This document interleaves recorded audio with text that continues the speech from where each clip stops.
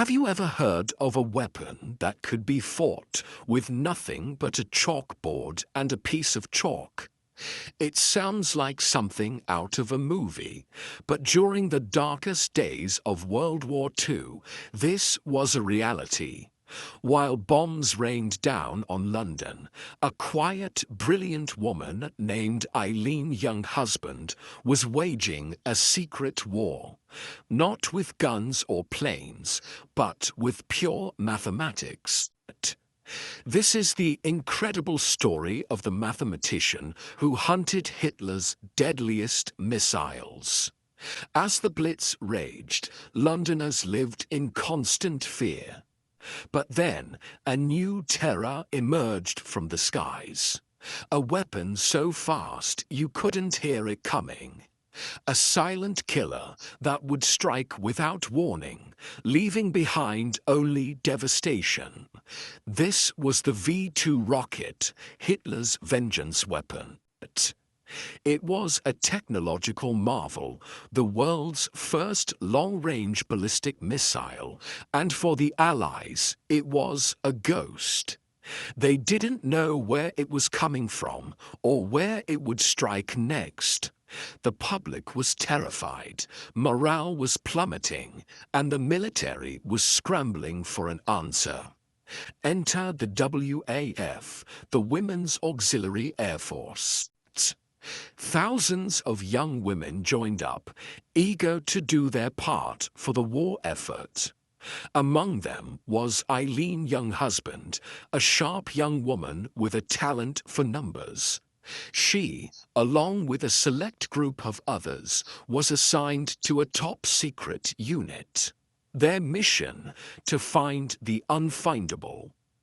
They were stationed in a small room in Belgium, surrounded by maps, charts, and the constant crackle of radio intercepts. They were the filter officers. Their job was a high-stakes mathematical puzzle. British radar stations along the coast could pick up a fleeting blip of the V-2 as it shot into the upper atmosphere. But these were just fragments of data, tiny pieces of a much larger, terrifying puzzle. The rocket traveled at over 3,000 miles per hour, making it almost impossible to track.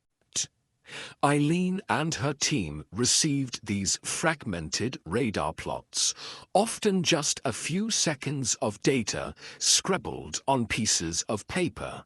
Time was of the essence.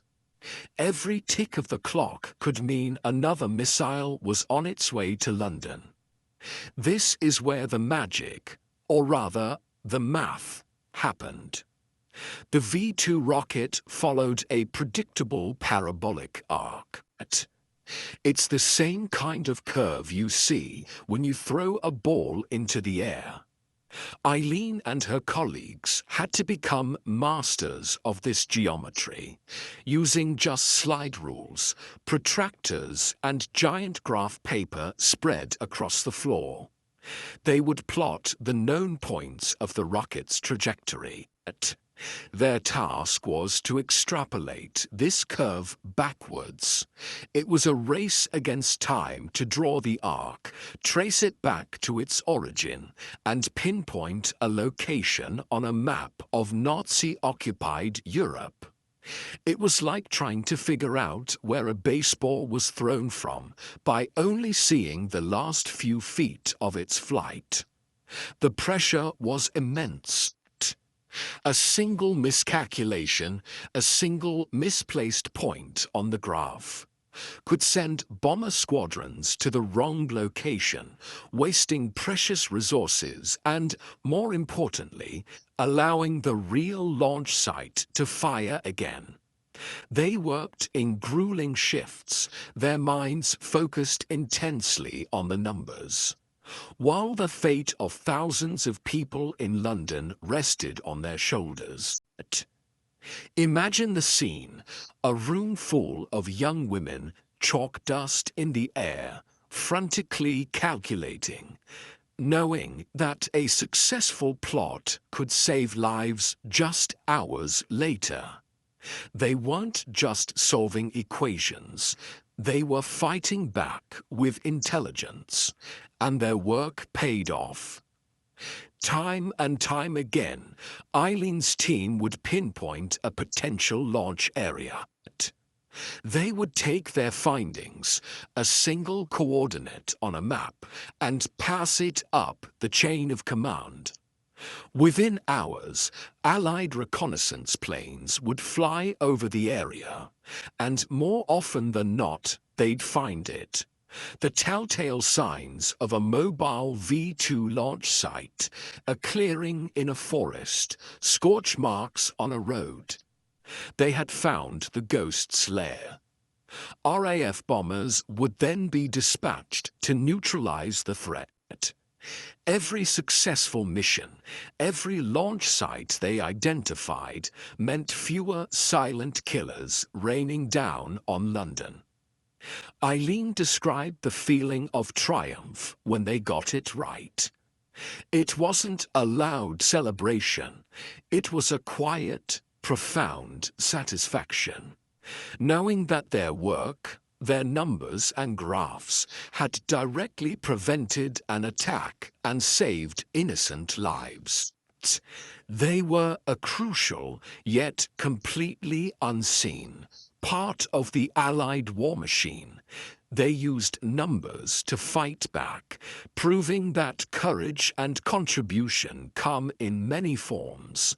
They were the hidden figures of their time, their story buried for decades under layers of official secrecy. The V-2 campaign was terrifying, but it was not decisive. And a huge reason for that was the tireless, brilliant work of women like Eileen Younghusband and her fellow filter officers. They couldn't stop every rocket, but they severely disrupted the campaign. They forced the launch teams to constantly move, reducing their rate of fire and their effectiveness. They gave London a fighting chance.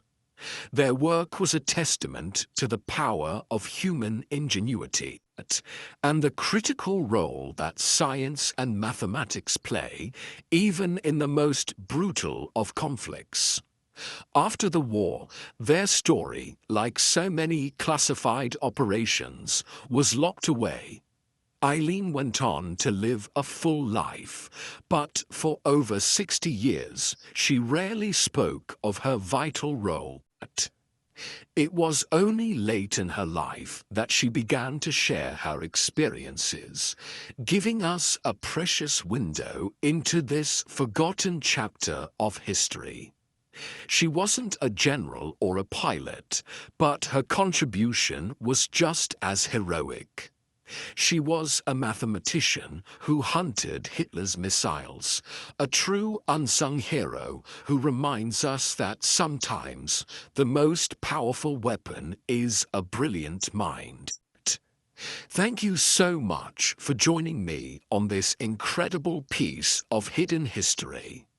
The stories of people like Eileen Younghusband deserve to be told and remembered. If you found this as fascinating as I did, please hit that like button and subscribe for more stories of the unsung heroes of our past. See you next time.